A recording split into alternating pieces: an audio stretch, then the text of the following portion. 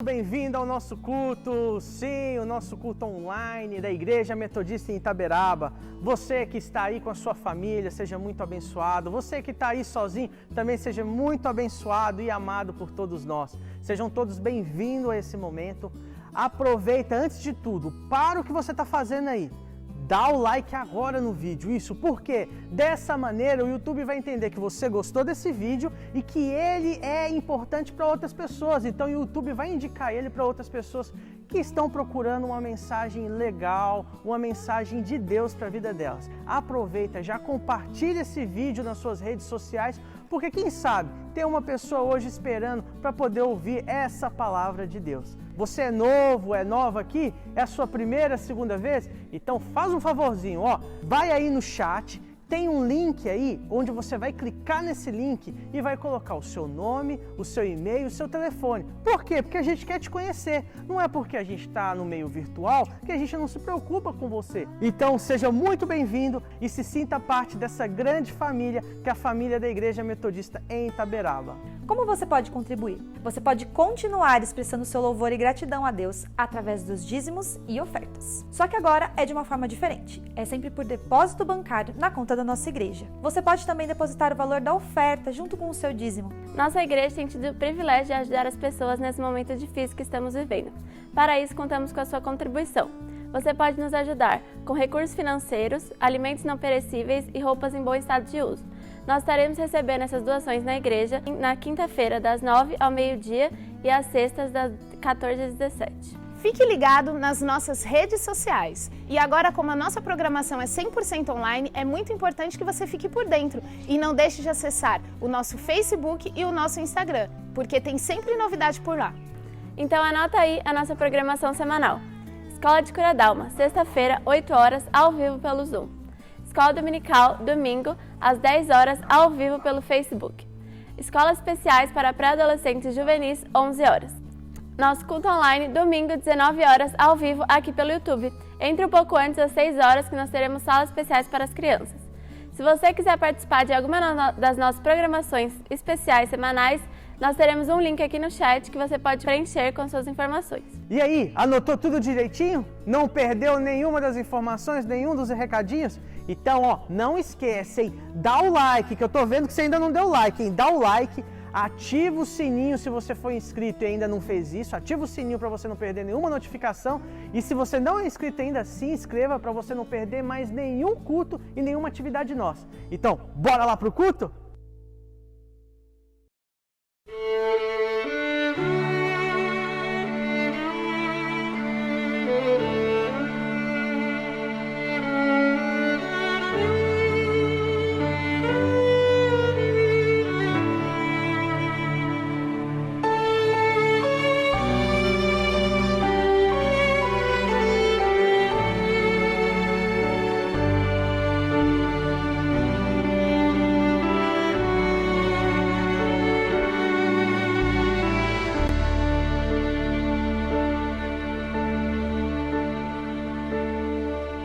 Quando eu chorei e as lágrimas caíram, o coração pesado se tornou. Fiquei ali, sozinho no silêncio. Jesus chegou e então me abraçou. O seu amor levou-me até as montanhas, me fez voar, planando pelo mar. Foi ali, no alto dos seus ombros, que eu aprendi, sou forte pra lutar.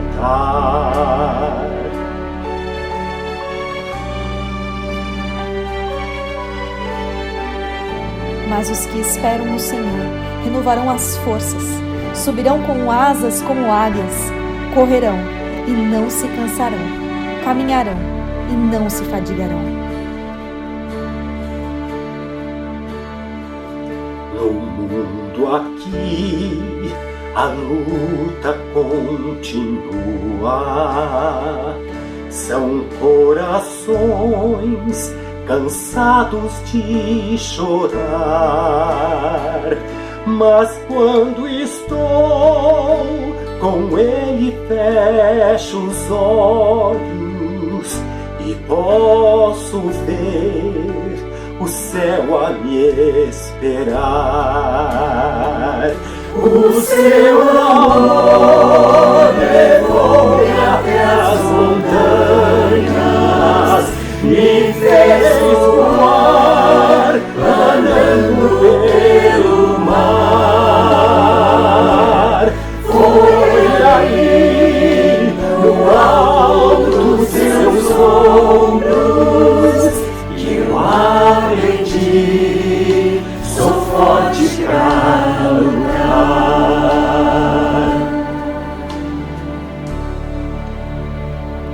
O seu amor levou-me até as montanhas, me fez voar andando pelo mar. Foi aí no alto dos seus ombros que eu aprendi, sou forte pra lutar. O seu amor levou-me até as montanhas, me fez voar andando pelo mar. Foi aí no alto dos seus ombros que eu aprendi, sou forte pra lutar.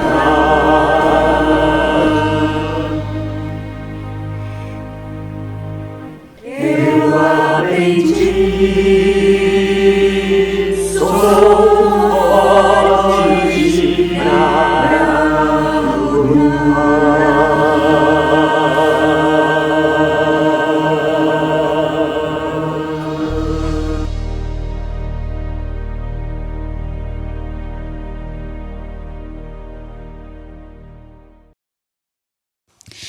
Graça e paz, Igreja Metodista em Itaberaba, Igreja Metodista em Santana de Parnaíba.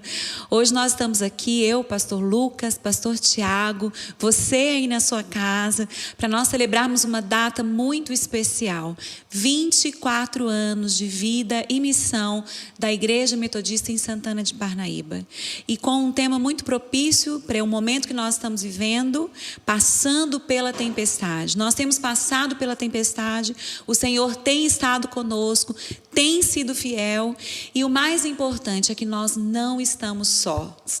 Ele é conosco por onde nós andarmos, e além dele estar conosco, nós também temos uns aos outros. E nós estamos então aqui hoje, Pastor Lucas, eu, Pastor Tiago, para representar essa unidade e para mostrar a importância do reino e da importância de nós permanecermos firmes e fiéis até o fim. Nós queremos aqui desejar que a bênção do Senhor já entre na sua casa, que você participe e celebre esse culto com alegria, prestando a Deus honra e glória e gratidão, porque Ele tem sido fiel, tanto para com Itaberaba, tanto para com Santana de Parnaíba. Não é mesmo, Pastor Lucas? Amém, amém. Que o nosso Senhor possa falar com você em mais essa noite, início do nosso aniversário aí em Santana de Parnaíba. E eu tenho certeza que Deus vai falar de forma profunda ao teu coração, tanto em Itaberaba quanto em Santana de Parnaíba.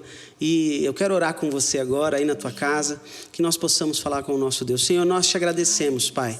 Te agradecemos, Senhor, porque até aqui o Senhor tem nos ajudado, Pai. Te agradecemos, Deus, por esse tempo especial que teremos de aniversário durante todo o mês de setembro, Pai. Aqui, Senhor, também também comemoraremos, Senhor, tantas coisas, Pai, tantas coisas que o Senhor já fez, Pai, por esta igreja. Mas nessa hora, Senhor, eu quero te pedir em especial, Pai, por tudo aquilo que já vivenciamos. Senhor, não foi um ano fácil, mas o Senhor esteve conosco. Aleluia.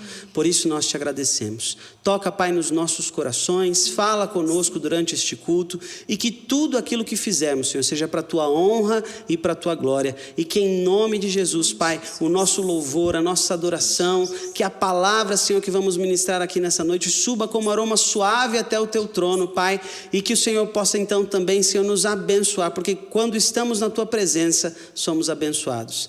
Pai, que em nome de Jesus faça sentido nos nossos corações tudo isso que vivemos, para que possamos, Senhor, fazer a diferença. Amém. Em nome de Jesus nós te agradecemos. Amém. Amém.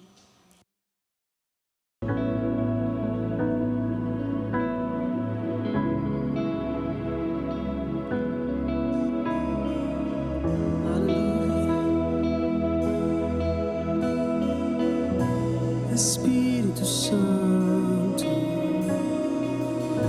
nos rendemos a ti.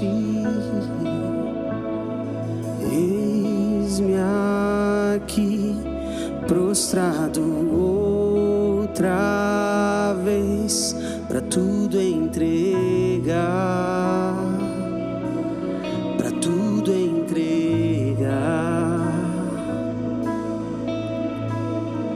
Leva-me perto de ti, Senhor, anseio por ti, anseio por ti.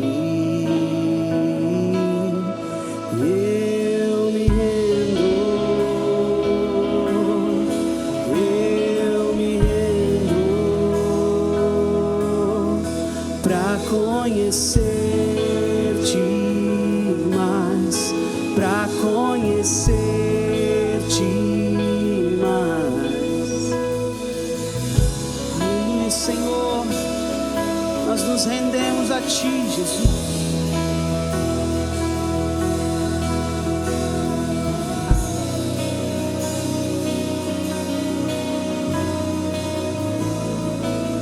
Enche-nos, Deus.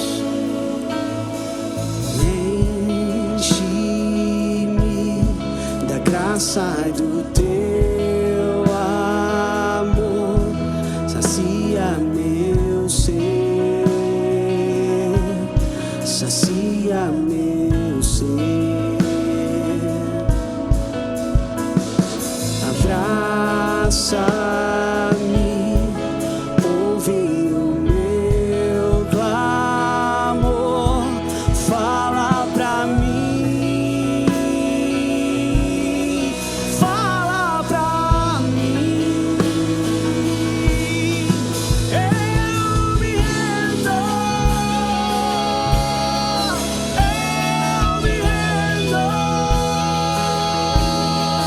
pra conhecer-te mais, pra conhecer-te mais.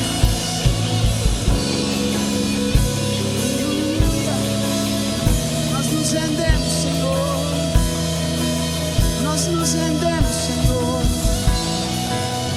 Oh, Espírito Santo, vem sobre cada um de nós. Eu me rendo,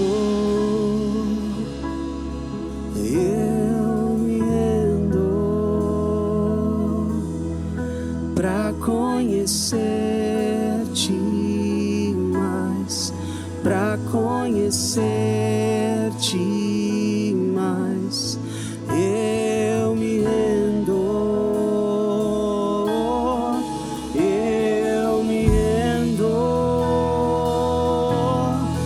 pra conhecer-te mais, pra conhecer-te mais. Vento de poder sopra em meu viver, faz teu querer, faz teu querer em mim, como um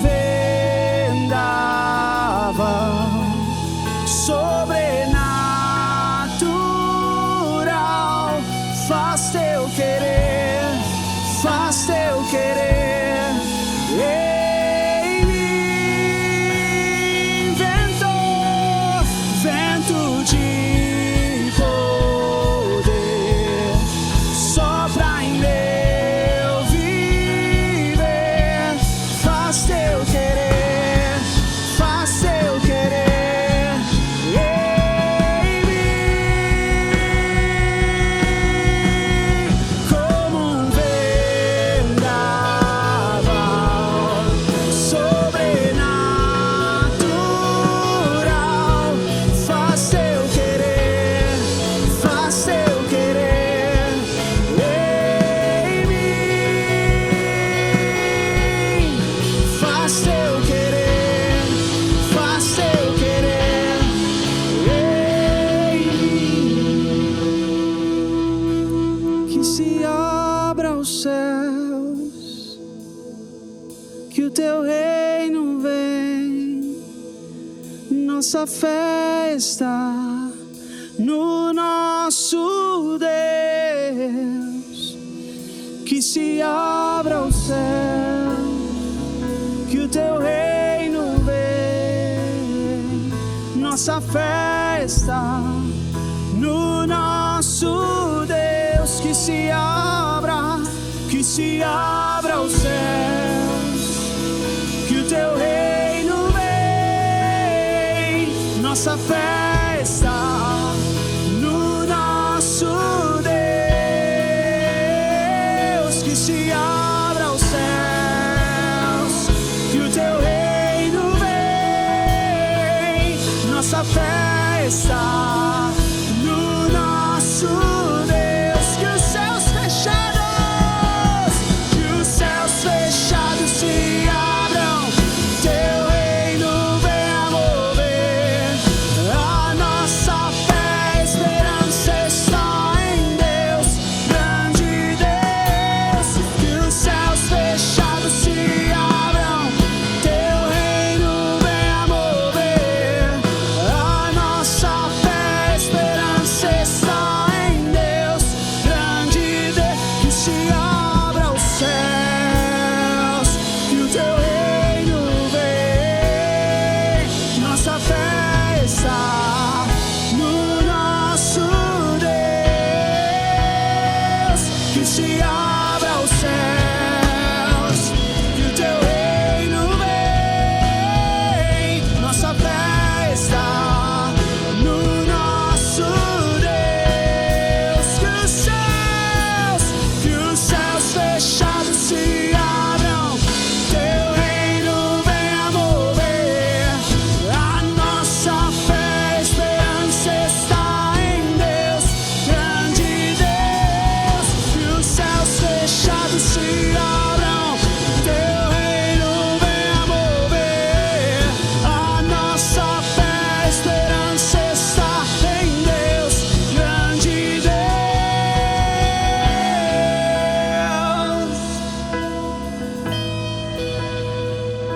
Grande Deus, grande Deus.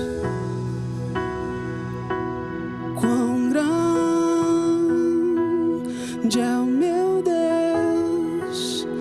Cantarei quão grande é o meu Deus.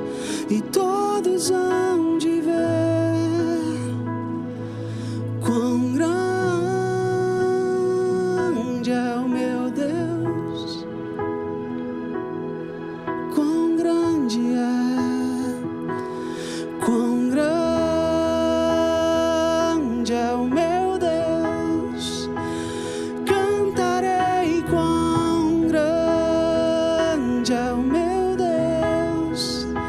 E todos hão de ver quão grande é o meu Deus. Aleluia. Glória a Deus. Graça e paz, meu irmão, minha irmã. Quero cumprimentar os nossos irmãos aqui de Itaberaba, mas especialmente os nossos irmãos de Santana de Parnaíba. Hoje nós temos a alegria de celebrarmos esse culto juntos, em comemoração, em festividade, por conta do aniversário da nossa congregação. Graças a Deus por esse tempo de vida e missão da nossa igreja ali em Santana de Parnaíba e a oportunidade de estarmos juntos nesta noite para cultuar o nosso Deus. Eu quero compartilhar uma palavra com todos vocês e também as pessoas que não são de Itaberaba e também não são de Santana de Parnaíba, mas também são muito bem-vindas ao nosso culto. A palavra de Deus que está ali no Evangelho de Mateus, eu quero convidá-lo então a abrir a sua Bíblia no Evangelho de Mateus, capítulo 26, do versículo 57 ao 68. Mateus, capítulo 26, do versículo 57 ao 68, nos dizem assim: E os que prenderam Jesus o levaram à casa de Caifás, o sumo sacerdote, onde se haviam reunido os escribas e os anciãos. Mas Pedro o seguia de longe até ao pátio do sumo sacerdote, e tendo entrado, assentou-se entre os serventuários para ver o fim. Ora, os principais sacerdotes e todo o sinédrio procuravam algum testemunho falso contra Jesus, a fim de o condenarem à morte. E não acharam, apesar de serem apresentado muitas testemunhas falsas, mas, afinal, apareceram duas, afirmando: Este disse: Posso destruir o santuário de Deus e reedificá-lo em 3 dias. E levantando-se, o sumo sacerdote perguntou a Jesus: Nada respondes ao que estes depõem contra ti? Jesus, porém, guardou silêncio, e o sumo sacerdote lhe disse: Eu te conjuro pelo Deus vivo, que nos digas se tu és o Cristo, Filho de Deus. Respondeu-lhe Jesus: Tu o dizes.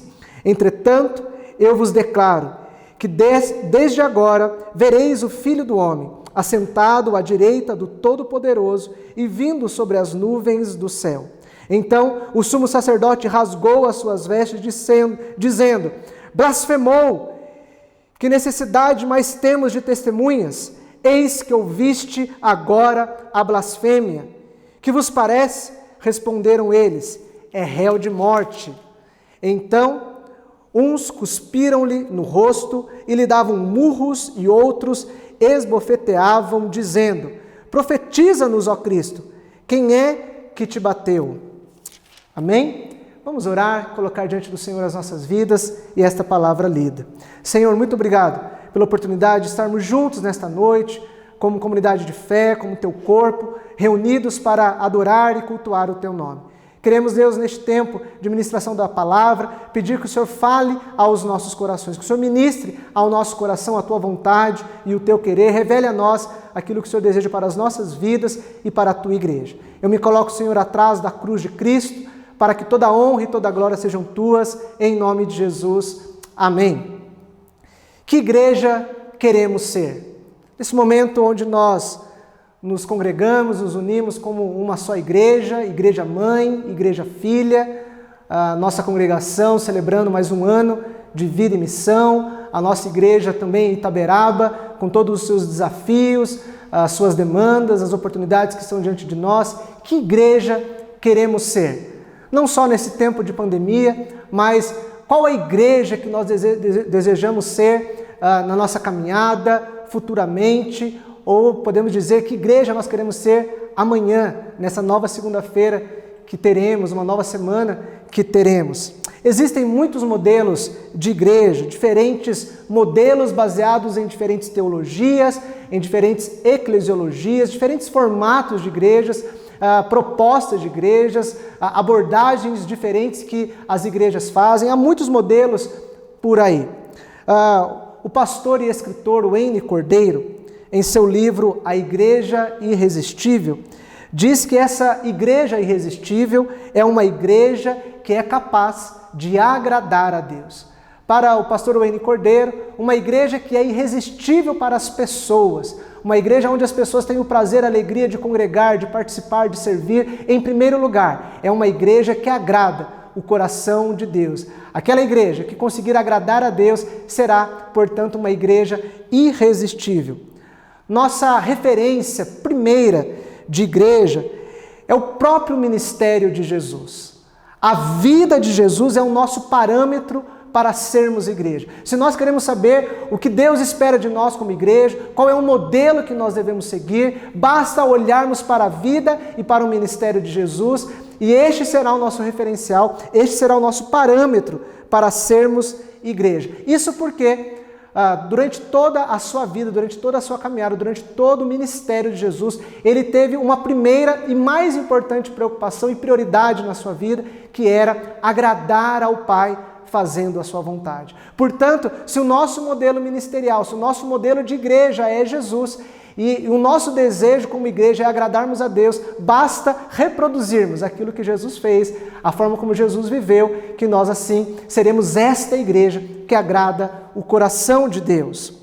No texto que nós lemos do Evangelho de Mateus, já os últimos momentos de Jesus ali em Jerusalém, logo após ele ter sido traído por Judas, depois também daquele momento de ceia no cenáculo, finalmente Jesus chega no Sinédrio. E neste momento nos é apresentado então 2 modelos de igreja.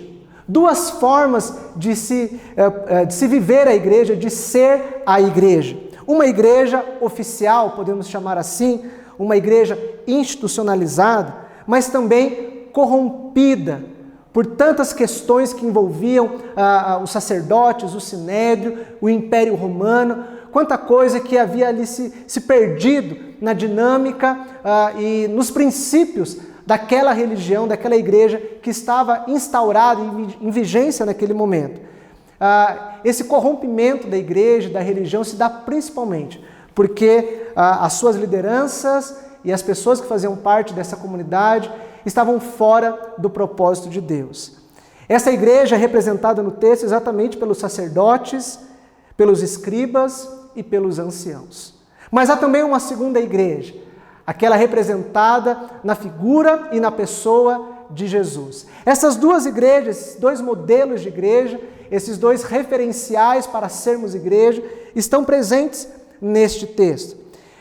O julgamento no qual Jesus está sendo aqui acusado é um julgamento, como nós sabemos, falso, injusto, feito na surdina da noite, na calada da noite, exatamente porque todo aquele emaranhado de ações, toda aquela articulação estava sendo feita realmente na surdina, na escuridão, no breu da madrugada, para que as pessoas não fossem alertadas sobre aquela injustiça, sobre aquela falsidade que estava acontecendo ali. E diante deste cenário, neste julgamento, esses 2 modelos de igreja são revelados. Nós podemos então analisar o texto e perceber esses 2 referenciais, esses 2 paradigmas de igreja. Primeiro, uma igreja comprometida com a falsidade e outra igreja comprometida com a verdade. Os acusadores de Jesus precisam de 2 testemunhas. Isso porque a lei judaica dizia que para poder sentenciar uma pessoa à morte, era necessário que 2 pessoas testemunhassem contra aquela pessoa diante da infração de determinadas leis. Então eles precisam de 2 testemunhas e eles não encontram pessoas que possam testemunhar contra Jesus. Então eles precisam apelar para um testemunho falso, para uma mentira. Eles encontram 2 pessoas que aceitam inventar aquela história, dizendo que Jesus havia dito que ele destruiria o templo e o reconstruiria em 3 dias. Nós sabemos que essa fala não saiu da boca de Jesus, são 2 falas diferentes, em contextos e momentos diferentes, que essas pessoas ajuntam ali de forma ardilosa para produzirem, construir uma mentira contra Jesus. Jesus, nesse momento, está sendo pressionado, coagido a mudar o seu discurso, a mudar a sua postura, a ceder àquela pressão que ele está sofrendo ali, diante de toda aquele momento que está sendo ali teatralizado, aquela mentira que está sendo construída, ele está sendo forçado e está sendo ali coagido a mudar o seu discurso, a abrir mão da sua coerência. Ele está sendo ali pressionado para assumir uma culpa na qual ele não tem nenhuma responsabilidade. Muitas vezes é assim que nós como igreja nos encontramos, sendo pressionados de todos os lados, pressionados a abrir mão da verdade, pressionados a abrir mão dos nossos princípios, pressionados a abrirmos mão dos nossos valores como homens e mulheres de Deus, como igreja, corpo de Cristo. Há muita pressão de fora, há muita pressão também de dentro, para que os valores e os princípios da igreja sejam alterados. Essa pressão está sobre nós e talvez nos dias que nós estamos vivendo, de forma muito intensa e talvez nunca encontrada na história da vida da igreja, especialmente no nosso país. São tantas mentiras e distorções, mas nós somos desafiados hoje como igreja a agir como Jesus. Jesus, diante daquelas calúnias, daquelas mentiras, diante de toda aquela construção mentirosa e falsa que fazem ao seu respeito, Jesus se mantém firme, convicto da verdade que liberta. Ele não abre mão das suas convicções, ele não cede àquelas pressões, ele não cede a toda aquela coação que ele está passando. Ele se mantém firme, não abre mão da verdade, e esta verdade que pode libertar. E é interessante, meu irmão, minha irmã, porque a verdade sempre prevalece. A verdade, de um jeito ou de outro, aparece. Olha que interessante o versículo 63 e 64. Jesus, porém, guardou silêncio, e o sumo sacerdote lhe disse: eu te conjuro pelo Deus vivo, que nos diga se tu és o Cristo, o Filho de Deus. Ou seja, da boca do próprio sacerdote, do sumo sacerdote, está saindo a afirmação de que Jesus é o Cristo, o Filho de Deus. Olha a verdade aparecendo. Respondeu-lhe Jesus: tu o disseste. Entretanto, eu vos declaro que desde agora vereis o Filho do Homem assentado à direita do Todo-Poderoso e vindo sobre as nuvens do céu. De uma forma ou de outra, diante daquele julgamento falso e mentiroso, a verdade apareceu. Em nenhum momento Jesus abriu mão desta verdade. Que você, meu irmão e minha irmã, não abra mão das suas convicções, dos seus valores, dos seus princípios. Que nós, como igreja, nós possamos continuar firmes, convictos da palavra de Deus, da verdade que liberta, que nós não abramos mão desta verdade maravilhosa que é a palavra de Deus. Nós temos também nesse texto aqui outras características dessas duas igrejas. Uma igreja comprometida com a religião e outra com a vida. Com base na religiosidade, os acusadores de Jesus montam uma farsa para sentenciar Jesus à morte. O desejo o tempo todo dos seus acusadores é criarem um ambiente, criarem uma atmosfera para chegarem numa conclusão, numa sentença de que Jesus deve ser morto, deve ser executado. Toda aquela trama tem este objetivo. O que leva Jesus, definitivamente, o que leva Jesus para a cruz é a religiosidade vazia e destruidora daquele povo que estava ali o acusando. Aquela religiosidade vazia e destruidora própria do tempo em que Jesus estava vivendo. Os religiosos, cumpridores da lei, é que levam Jesus para a cruz. Perceba, meu irmão, minha irmã, que durante todo o julgamento de Jesus, durante toda esta farsa chamada de julgamento, os acusadores de Jesus estão buscando cumprir a lei, cumpridores da lei. Eles buscam duas testemunhas para acusarem Jesus, porque a lei prega exatamente isso, tem essa orientação de que era necessário duas testemunhas. Então vamos achar as duas testemunhas, ainda que sejam falsas. Eles atentam, eles dizem então que Jesus, ele atenta contra o templo. Ele fala contra o templo de Deus, a morada de Deus, o lugar de Deus, e tal acusação levaria uma pessoa à morte. Então, eles mais uma vez estão usando a lei para oprimir, para levar Jesus à cruz. É interessante que o sumo sacerdote rasga as suas roupas. Sabe por que ele faz isso? Era proibido o sumo sacerdote rasgar as suas vestes sacerdotais. A única possibilidade de fazer isso, conforme a lei prescrevia, era quando uma pessoa blasfemava contra o templo ou contra o próprio Deus. Então, em nenhum momento Jesus está fazendo isso. mas para induzir as pessoas, o sumo sacerdote rasga as suas roupas para dizer assim, olha, eu estou fazendo isso porque exatamente Jesus está blasfemando. Para induzir as pessoas contra Jesus, mais uma vez, cumprindo a lei. Tudo isso para justificar a morte de Jesus. Muitas vezes, irmão e irmã, a igreja é reduzida pela religião e seus sistemas de domínio e de poder. Muitas vezes a igreja ela se perde na sua caminhada porque ela é dominada por essa religiosidade tão danosa que valoriza os sistemas e gera esse sistema mesmo de domínio e de poder. A tradição, a estrutura, a instituição se tornam mais importantes do que a vida.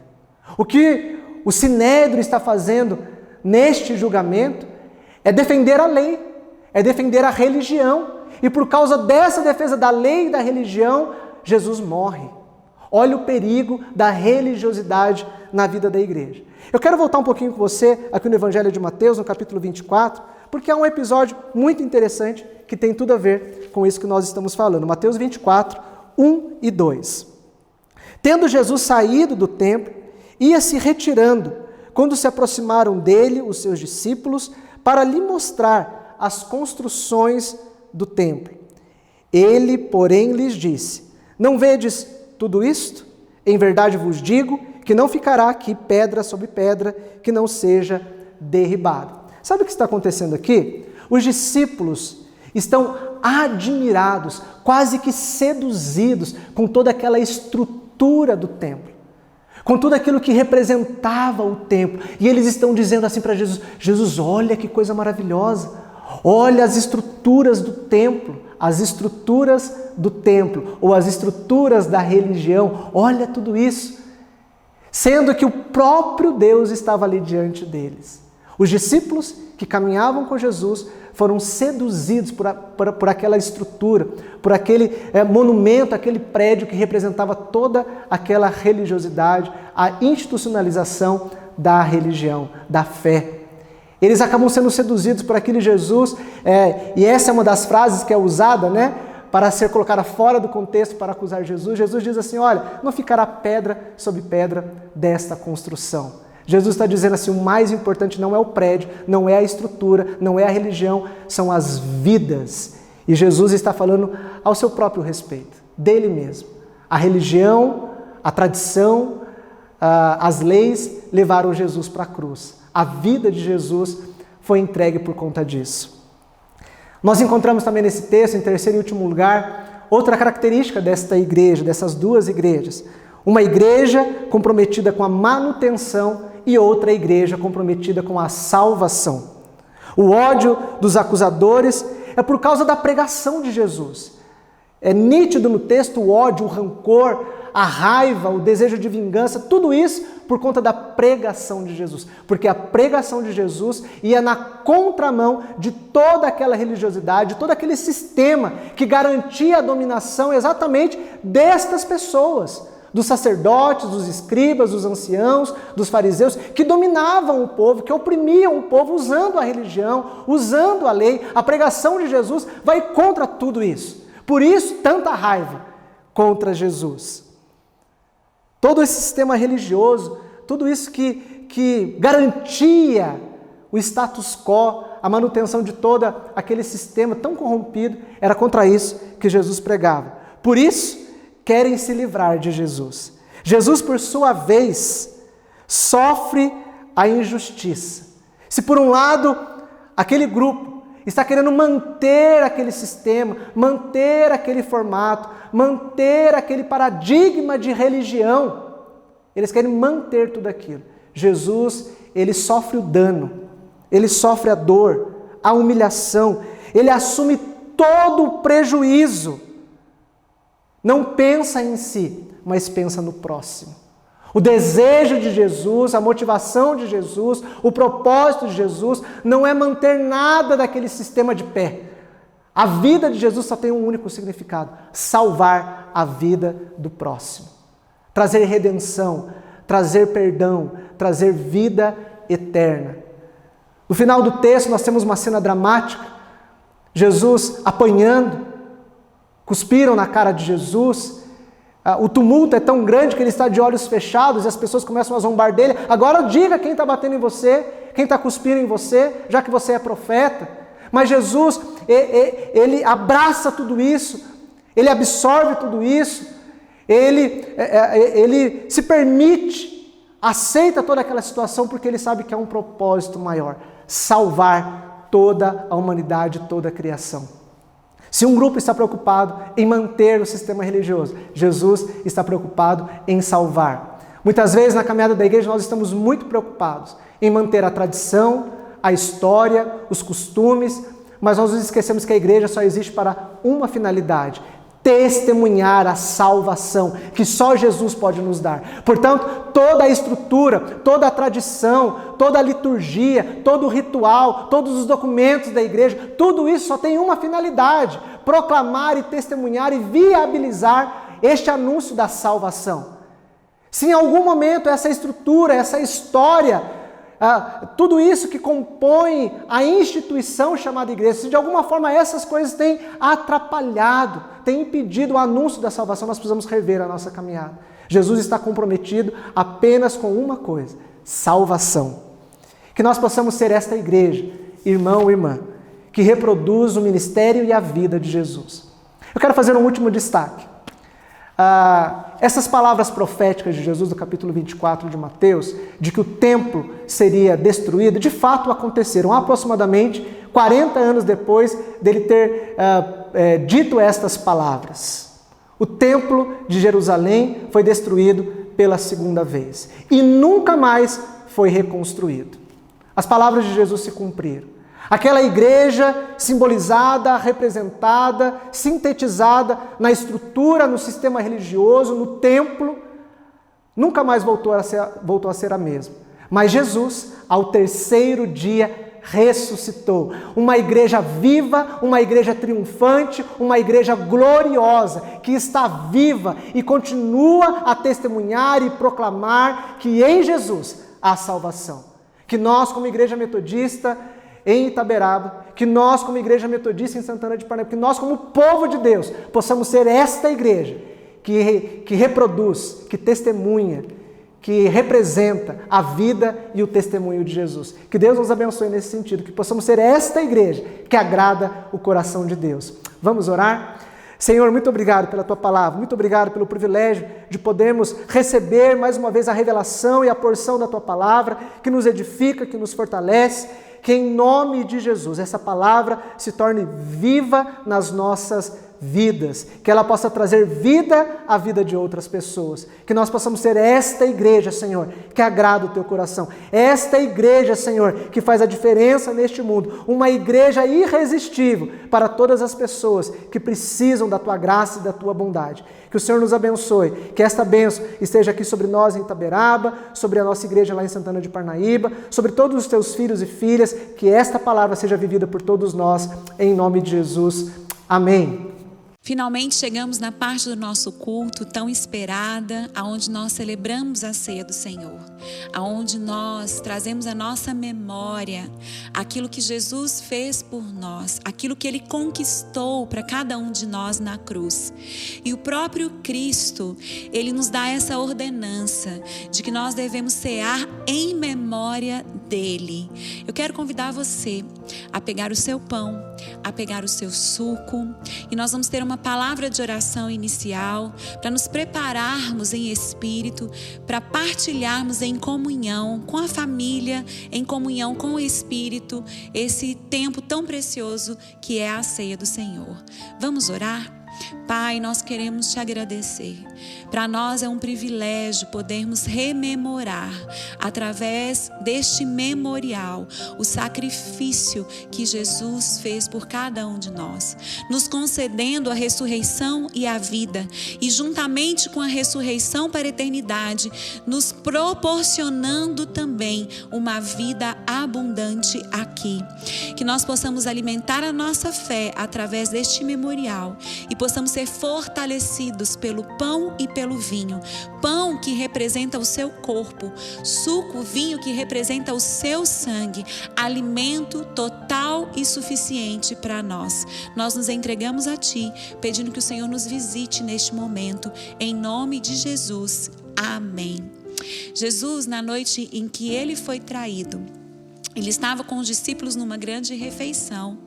E Ele então tomou o pão, no momento da Páscoa, o partiu e disse assim para os discípulos: este é o meu corpo, que é dado por vós, comei em memória de mim. Da mesma forma, Jesus também ergueu o cálice, ergueu aquele cálice e disse para os discípulos: este é o meu sangue, que é dado por vós, o sangue da nova aliança, bebei dele em memória de mim. Sangue que é vida, pão que é alimento. Eu quero convidar você agora a comer deste pão e a tomar deste cálice. Nós vamos aqui partilhar, eu, o pastor Lucas, o pastor Tiago, vamos comer deste pão.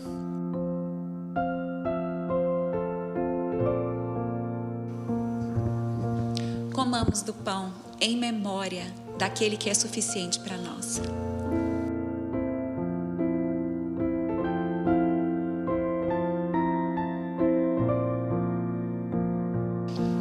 Bebamos também do cálice. Beba você na sua casa, com a sua família, com seu esposo, sua esposa, seus filhos, relembrando que esse sangue ele gera vida e que você ao tomar seja santificado e que a vida também seja renovada em você. Nós vamos orar agora e o pastor Lucas vai fazer essa oração. Senhor, nós te damos graças, Pai, pelo teu sacrifício feito na cruz do Calvário. Senhor, sabemos, Pai, que se não fosse esse sacrifício, Pai, o Senhor também não chegaria a ressuscitar, Senhor, para que nós pudéssemos ressuscitar contigo.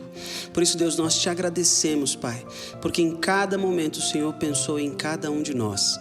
E nessa hora, Deus, nós nos lembramos, Pai, do teu sangue, Pai, que foi derramado naquela cruz, Senhor, e a tua graça, Pai, que nos alcançou e nos resgatou do pecado, nos trazendo, Pai, para a tua luz. E hoje, Pai, nós podemos dizer que nós somos novas criaturas em Cristo Jesus. Por isso nós te agradecemos por esse tempo de ceia, te agradecemos, Pai, por esse tempo tão especial que tivemos de culto, de celebração, Pai. Obrigado, Deus, por cada momento que tivemos e entendemos, Pai, que o Senhor esteve à frente, porque este culto, Senhor, é para ti. Em nome de Jesus nós te somos gratos. Amém. Amém.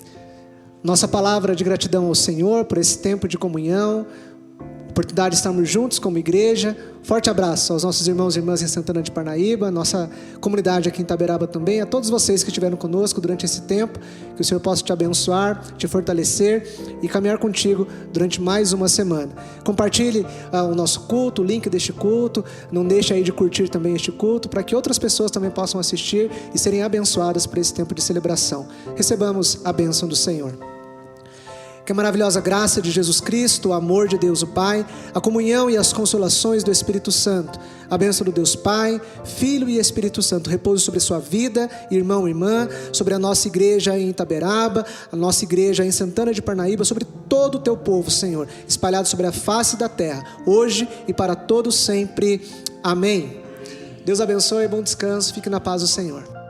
E o culto foi uma bênção e todos já estão em suas casas. Que bênção que foi hoje a nossa Santa Ceia, o momento de culto, de louvor, uma palavra abençoada. Então, aproveita esse finalzinho, tem um tempinho de oração aí sozinho ou com a sua família. Agradeça por esse tempo de culto, pela Santa Ceia do Senhor. Agradeça pela semana que vai começar, entregue ela ao Senhor. E no final, aproveita e compartilha o vídeo aí, é o mesmo link aí da transmissão, com alguma pessoa, com pelo menos uma pessoa. Talvez você vai poder abençoar a vida de alguém que não pôde acompanhar essa transmissão online. E outra coisa, hein? Domingo que vem, às 19 horas, te esperamos aqui, tá? Não perca o próximo culto, porque Deus vai continuar falando com todos nós.